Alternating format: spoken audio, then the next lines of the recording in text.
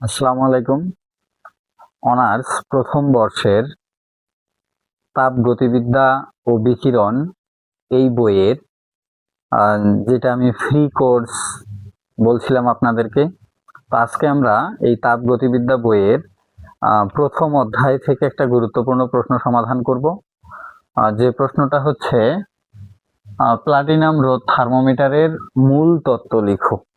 অর্থাৎ প্লাটিনাম রোধ থার্মোমিটারটা কিভাবে কাজ করে এবং এটার যে সমীকরণটা বা সূত্রটা সেইগুলা জানবো।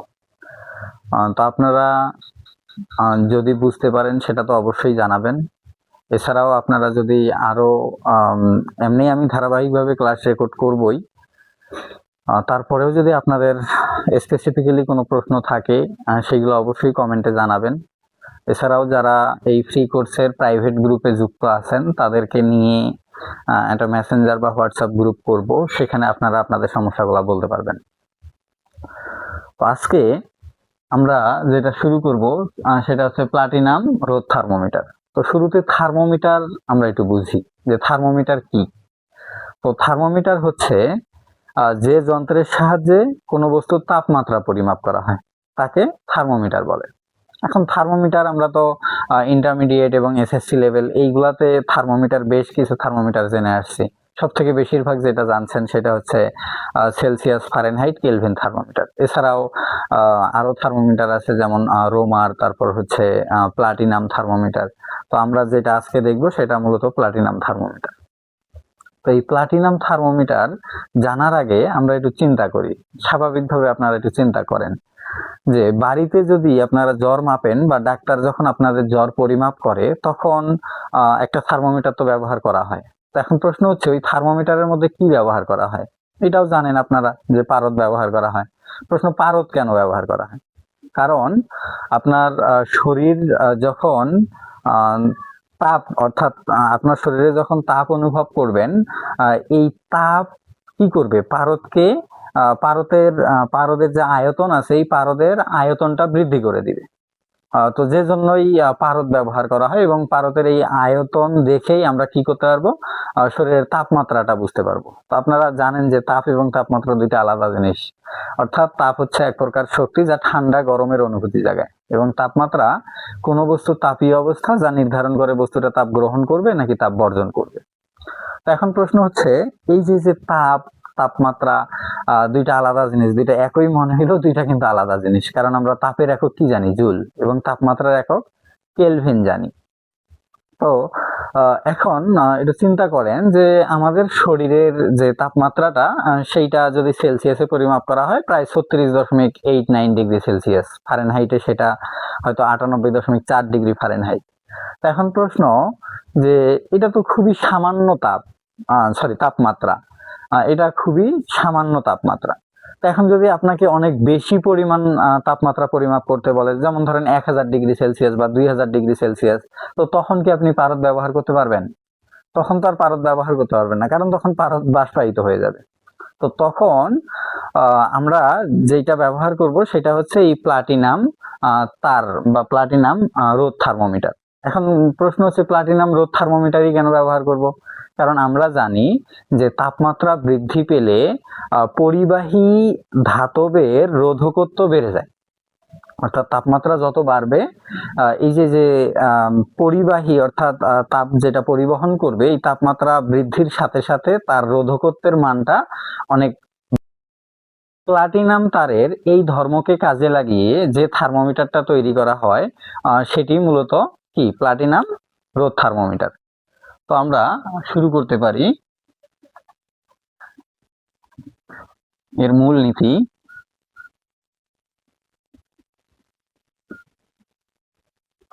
তাপমাত্রা বৃদ্ধির সাথে ধাতব পরিবাহী তারের পরিবাহীর রোধ বৃদ্ধি পায়। পরিবাহীর রোধ বৃদ্ধি পায়। প্লাটিনাম তারের এই ধর্মকে কাজে লাগিয়ে এই ধর্মকে কাজে লাগিয়ে প্লাটিনাম রোধ থার্মোমিটার তৈরি করা হয়। রোধ থার্মোমিটার তৈরি করা হয়।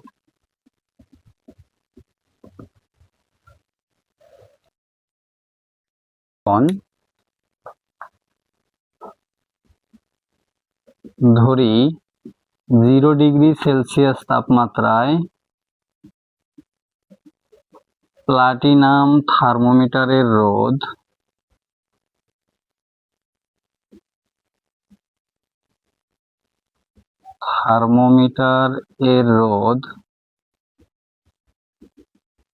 R0 এবং থিটা ডিগ্রি সেলসিয়াস তাপমাত্রায় প্লাটিনাম থার্মোমিটারের রোধ আর থিটা।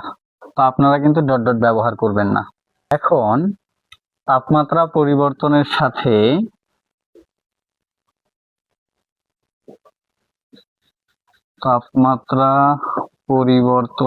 সাথে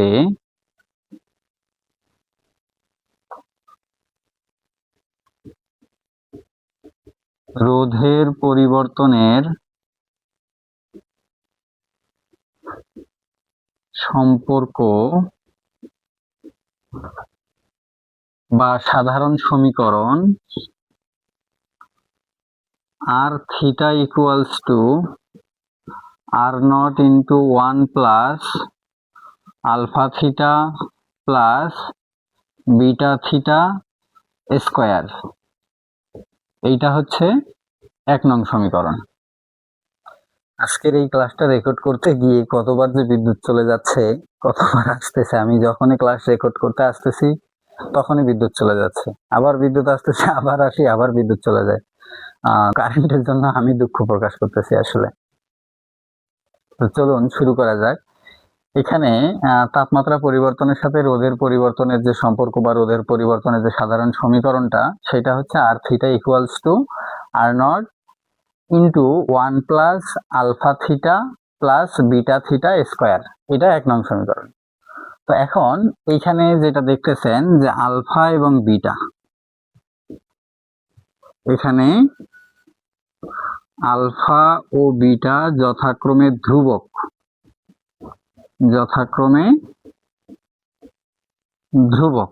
এবং এই ধ্রুবক তারের উপাদানের উপর নির্ভর করে, অর্থাৎ আলফা এবং বিটার মান, এরা আলফা ও বিটা এর মান তারের উপাদানের উপর নির্ভর করে,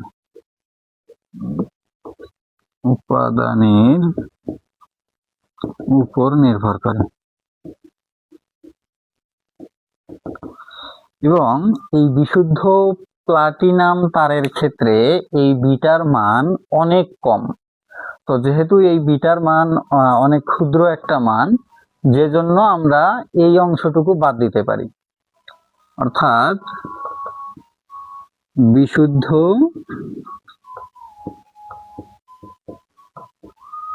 প্লাটিনামের ক্ষেত্রে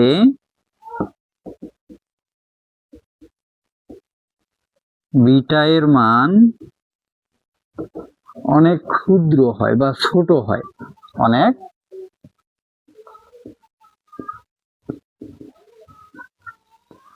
অনেক ছোট হয়। তাই বিটা যুক্ত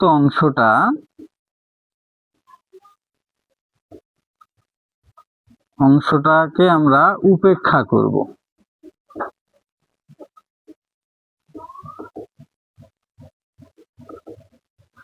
তো যদি আমরা এই বিটা যুক্ত অংশটা উপেক্ষা করি, তাহলে আমাদের কি থাকতেছে?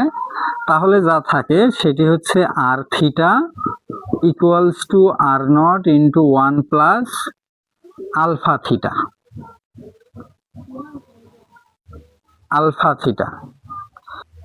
তো এটা 2 নং সমীকরণ।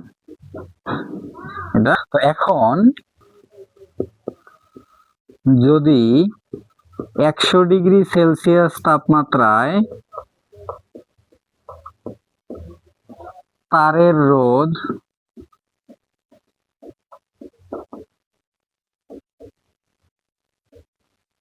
আর 100 হয়,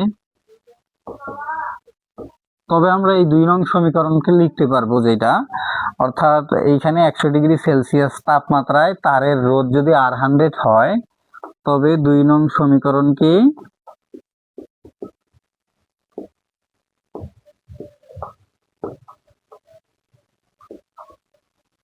পাই R100 equals to R0 1 plus alpha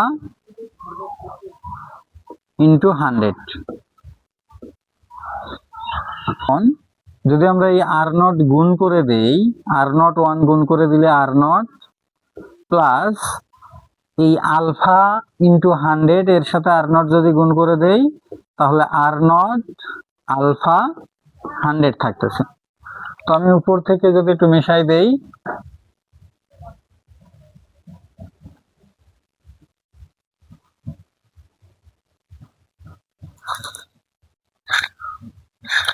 তাহলে যা দাঁড়ায় R100। এখন দেখেন এই যে এখানে তো R100 ছিল এবং প্লাস R0, আমি যদি এটাকে বাম দিকে আনি তাহলে মাইনাস R0 ইকুয়ালস টু ডান দিকে থাকতেছে R0 আলফা 100। তো এইটা হচ্ছে 3 নং সমীকরণ।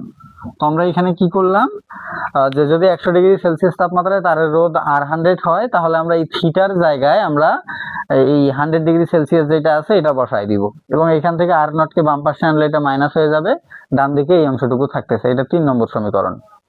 আবার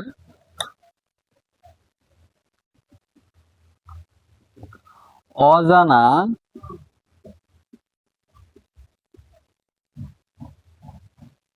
তাপমাত্রা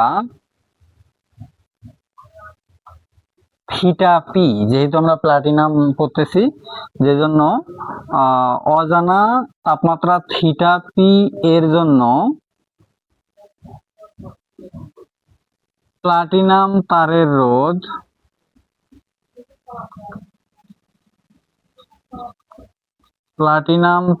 রোধ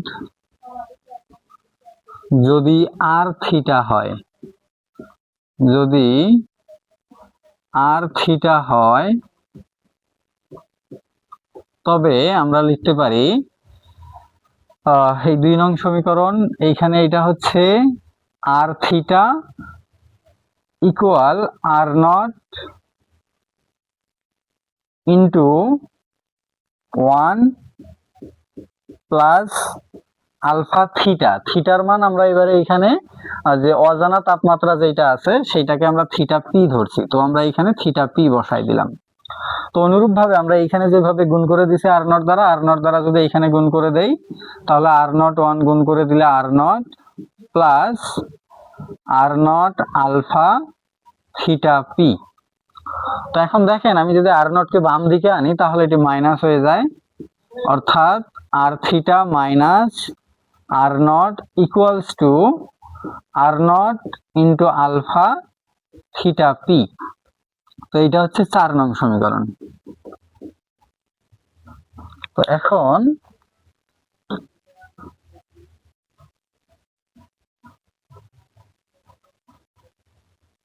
সমীকরণকে 3 নং সমীকরণ দ্বারা ভাগ করে দিব।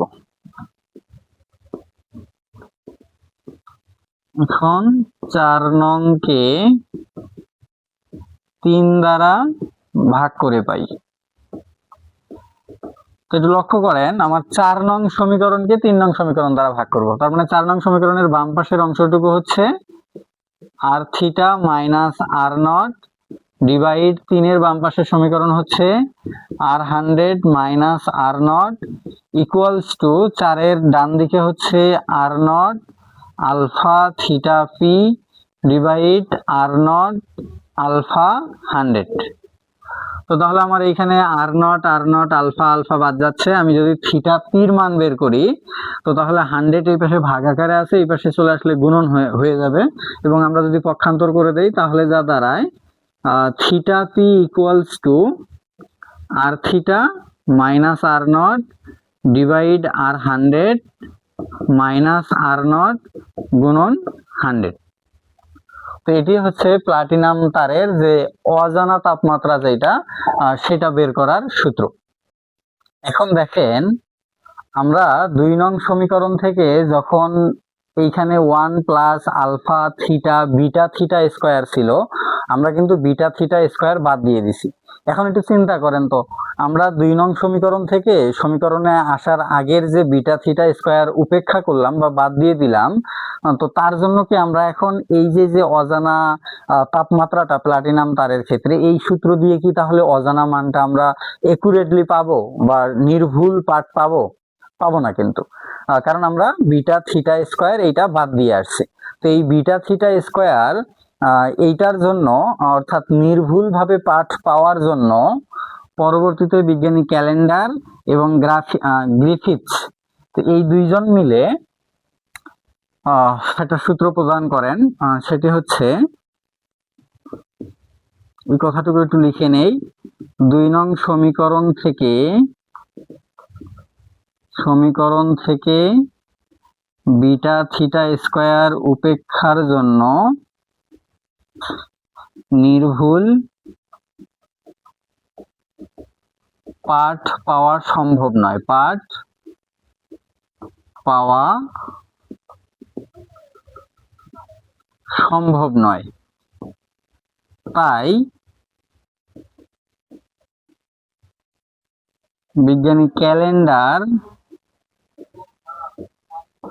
ও গ্রিফিথস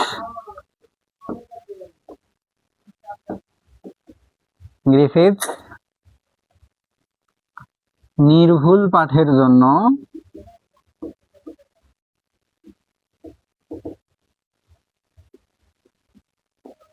যে সূত্রটা প্রদান করেন সেইটা হচ্ছে theta minus theta P equals to delta into theta by 100 all square minus theta by 100। এই সূত্রটা, অর্থাৎ আমরা এই সূত্রের সাহায্যে নির্ভুলভাবে এই অজানা যে প্লাটিনাম তারের তাপমাত্রা সেইটা জানতে পারবো। তো এখন আপনাদের মনে প্রশ্ন জাগতে পারে যে এইটা কিভাবে আসলো আসলে। তো এইটা যদি আমরা একটু জানতে যাই, এইটা ব্যাখ্যা দেওয়ার দরকার নাই আপনাদের পরীক্ষার খাতায়, শুধু আপনারা একটু জেনে রাখেন। তো আমার এখানে থিটা এবং থিটা পি, তো আমরা এখানে কি থিটা পি এর যে সমীকরণটা জানছি এবং ফাইনালি থিটার একটা সমীকরণ জানছিলাম। তো আমরা থিটার যে সমীকরণটা জানছিলাম সেইটা কি ছিল আমাদের, theta equals to R not into, sorry এখানে R theta equals to R not into 1 plus alpha theta plus beta theta square. এইটা কিন্তু আমরা 1 নং সমীকরণ পাইছিলাম। এবং এইখানে যে তাপমাত্রা প্লাটিনাম তারের যে অজানা তাপমাত্রাটা বের করার যে সূত্রটা পাইছিলাম সেটা কিন্তু এখানে পাইছি হচ্ছে theta P equals to R theta minus R not divided by, অর্থাৎ এইটা আপনারা তো দেখতেছেন আর 100 মাইনাস আর নট। তো এখন আমরা যদি এই আর থিটার মান এই আর থিটার জায়গায় বসাই দেই, তো আর থিটার মান আর থিটার জায়গায় বসাই দিলে কি পাবো আমরা, তখন এই সম্পূর্ণটা থেকে অর্থাৎ বিটা থিটা স্কোয়ার যদি আমরা উপেক্ষা করেই দেই, তাহলে এটা বাদ থাকলে আমার শুধু থাকতেছে এই অংশটুকু, তাহলে R not into 1 plus alpha theta. তো এইটার থেকে কিন্তু এই আর নটটা বাদ যাবে, এটা হচ্ছে লব থেকে। এবং হরের যে অংশটা দেখেন আর 100 মাইনাস আর নট, তো আমরা আর 100 এর জন্য তো একটা সমীকরণ পাইছিলাম। তো এই আর 100 এই সমীকরণে যদি আমরা আর 100 এর যে সমীকরণটা সেটা যদি আর 100 এর জায়গায় বসাই দেই, তাহলে আমরা হরের জন্য একটা ইকুয়েশন পাবো। আপনারা চাইলে এটা করতে পারেন, আর যদি প্রবলেম ফেস হয় সেটা জানাবেন। তো এই সবগুলা ক্যালকুলেশন করে আপনারা ফাইনালি যে মানটা পাবেন সেটা হচ্ছে theta minus theta P equals to, আপনারা যে মানটা পাবেন সেটা হচ্ছে minus beta by alpha into 10,000, এবং এইখানে আপনারা যেটা পাবেন সেটা হচ্ছে theta by 10,000, sorry theta square by 10,000 minus 100 theta divide কত পাবেন 10,000। অর্থাৎ আপনারা এই যে এই সম্পূর্ণ এই গতিতে যদি আপনারা সম্পূর্ণ ক্যালকুলেশনটা করেন তাহলে ফাইনালি আপনারা এই অংশটুকু পাবেন যে minus beta by alpha into 10,000 theta square by 10,000 minus 100 theta divided by 10,000। তো এখন আপনারা যদি এইটা একটু কাটাকাটি করেন, কাটাকাটি বলতে আমরা যদি এরকম করি যে 10,000 ছিল, তাহলে আমি যদি 100 লিখে এই পুরাটার উপর স্কোয়ার দেই তাহলে যা থাকে যে 100-র উপর স্কোয়ার করলে আমার এটা 10,000 হয়ে যাবে, এবং এই দুই শূন্য যদি কেটে দেন তাহলে থিটা বাই 100 থাকতেছে। আর এই যে অংশটুকু দেখতেছেন এই সম্পূর্ণ অংশটুকুকে আমরা ডেল্টা দ্বারা প্রকাশ করতে পারি। তো এখানে এই delta into theta by 100 all square minus theta by 100 এটি হচ্ছে নির্ভুলভাবে পার্ট। অর্থাৎ আমরা যদি বিটা থিটা স্কোয়ার এর মান সহ মানটা বের করতে যাই তাহলে তার সূত্র হবে এটা।